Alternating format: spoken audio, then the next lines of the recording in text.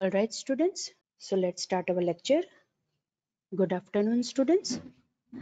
First of all, let's see that what we have completed within last lecture, right? So within last lecture, we have started the topic that is 3.2 ERP, Enterprise Resource Planning. And within that, we have seen that where this ERP system is helpful within our organization, right? Then what is ERP system? We have seen example, right? That what is the significance of ERP system?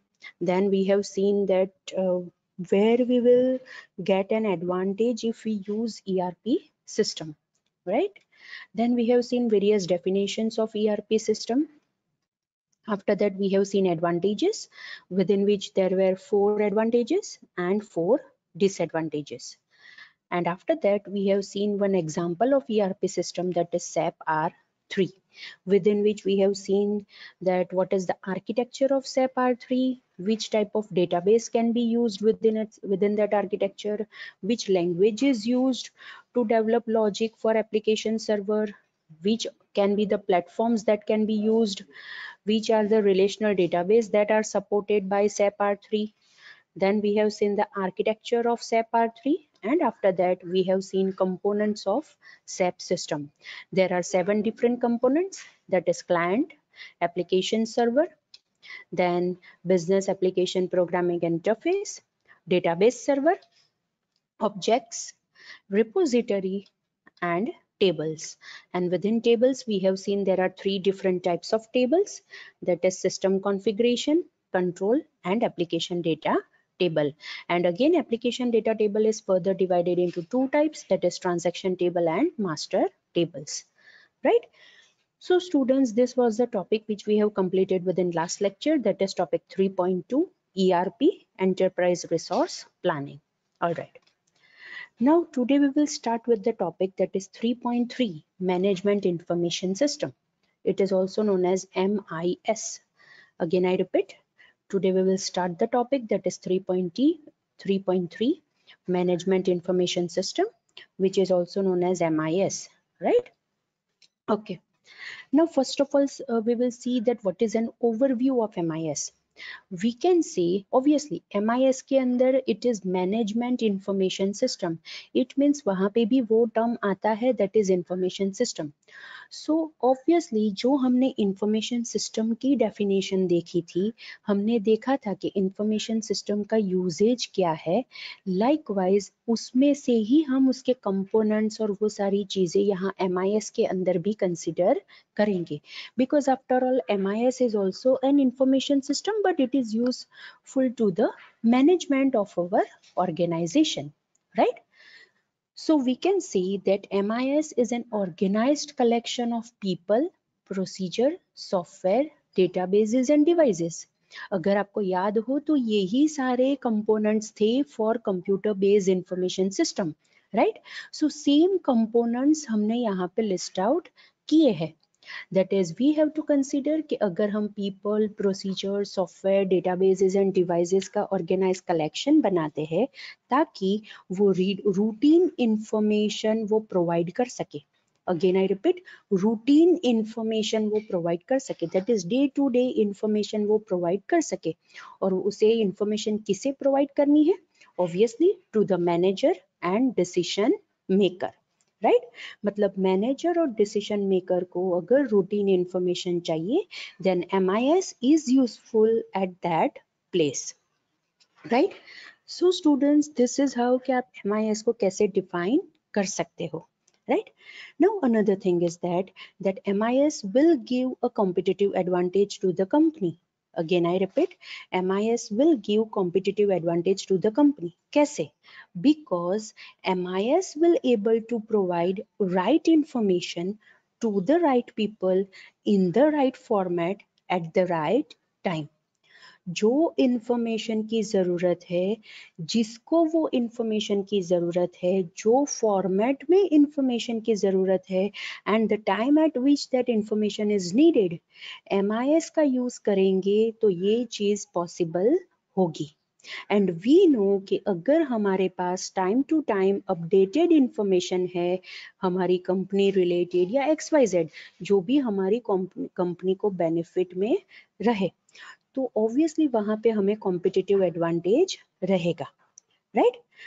So this is how के management information system हमें कैसे useful रहेगी and it will provide us competitive advantage. Okay, now with the help of MIS, we can transform data into useful information. Again I repeat, MIS का use करके हम data को useful information में transform कर सकते हैं. क्यों? जब भी उसकी जरूरत है तब उसे हम ट्रांसफॉर्म कर सकते हैं ताकि वो मैनेजरियल डिसीजन मेकिंग में सपोर्ट करे. अगेन आई रिपीट, वो किस में सपोर्ट करे? मैनेजरियल डिसीजन मेकिंग में सपोर्ट करे. इसीलिए MIS will transform data into useful information whenever it is needed. और जब भी कोई डिसीजन लेने की जरूरत है, राइट, तो वहां पे हमें ये मैनेजमेंट इंफॉर्मेशन सिस्टम यूजफुल रहेगी. More precise, the information that is generated with the help of management information system, it will be helpful in decision making. लेकिन यहाँ पे हमें कौन से टाइप के डिसीजन को कंसिडर करना है? We have to consider structured decision, that is program decision, right? Again I repeat, we have to consider structured decision, we have to consider program decision, right? Means ऐसे decision which are based on predictable pattern of activities, right? Again I repeat, which are based on predictable pattern of activities.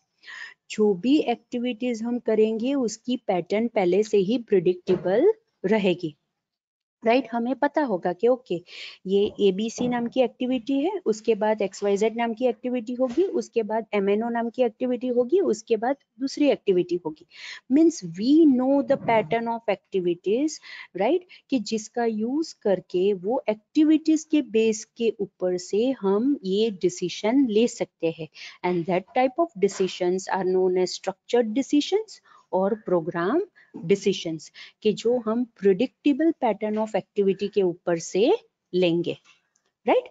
So students, this is the significance of MIS. This is the importance of MIS. कि MIS हमें कहाँ पे useful रहेगा? Obviously to take structured decision, obviously to take program decision. ये जगह पे MIS हमें useful रहेगा, right? Now we will see four major components of MIS. Again I repeat, now we will see four major components of MIS. So first component is data gathering, second component is data entry, third component is data transformation, and fourth component is information utilization, right? These are the four components of MIS, that is management information system. All right, एक के बाद एक हम four components को देखते हैं, right, कि ये कंपोनेंट का सिग्निफिकेंस क्या है, ये कंपोनेंट का इंपॉर्टेंस क्या है. So the first component is data gathering. Obviously हमें हमारे MIS के अंदर रिलेवेंट इंफॉर्मेशन इनपुट देनी पड़ेगी. अगेन आई रिपीट, हमें हमारे मैनेजमेंट इंफॉर्मेशन सिस्टम के अंदर रिलेवेंट इंफॉर्मेशन हमें इनपुट देनी पड़ेगी. Means the information which is related to the operations that are going on within the organization. या फिर हम ऐसा भी कह सकते हैं कि ऑर्गेनाइजेशन रिलेटेड जो भी ऑपरेशंस है उसके रिलेटेड हमें इंफॉर्मेशन या फिर मोर प्रिसाइज डेटा हमें MIS के अंदर इनपुट देना पड़ेगा. Alright, again I repeat students, we can say कि हमारे ऑर्गेनाइजेशन रिलेटेड जो भी ऑपरेशंस है, मोर प्रिसाइज हम ऑर्गेनाइजेशन के अंदर जो भी ऑपरेशंस परफॉर्म कर रहे हैं उसके रिलेटेड जो भी डेटा हमें चाहिए होंगे वो सारे डेटा हमें MIS के अंदर इनपुट देने पड़ेंगे. नाउ दिस डेटा के जो हमें MIS के अंदर इनपुट देने हैं that can be gathered from internal and external sources. Again I repeat, ये जो डेटा हमें MIS के रिलेटेड चाहिए, राइट, वो हम कहाँ से गैदर कर सकते हैं?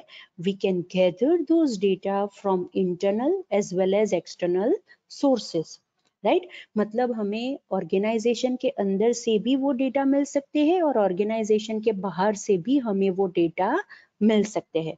ऑर्गेनाइजेशन के अंदर की बात करें तो ऑब्वियसली जैसे हमने पहले भी देखा था कि ऑर्गेनाइजेशन के अंदर दूसरी सारी सब सिस्टम्स भी होती है, right. For example transaction processing system की जो ट्रांजैक्शन को प्रोसेस करती है, तो उसमें से भी हमें हमारे ऑर्गेनाइजेशन के ट्रांजैक्शंस ऑपरेशंस रिलेटेड डेटा मिल जाएंगे। And external to the organisation means organisation के बाहर की इंफॉर्मेशन, राइट मतलब हमें हमारे कॉम्पिटिटर्स के रिलेटेड डेटा चाहिए या फिर हमारे सप्लायर्स रिलेटेड हम डेटा कंसिडर कर सकते हैं। These are the external data. तो ऑब्वियसली जिस हिसाब से हम डेटा हमारे लिए इम्पोर्टेंट है उस हिसाब से वो सोर्स के ऊपर से हम डेटा को गैदर कर सकते हैं। That's why it is mentioned over here that it can be internal source or it can be external source, right? Okay, now the second major component is data entry. Obviously data entry का meaning क्या होता है, हमने जो data gather किया है वो हमें अब MIS के अंदर इनपुट देना है और वो MIS के अंदर इनपुट देने के बाद वो डेटाबेस के अंदर स्टोर होगा ताकि हम वो डेटा को फर्दर प्रोसेस कर सके, राइट।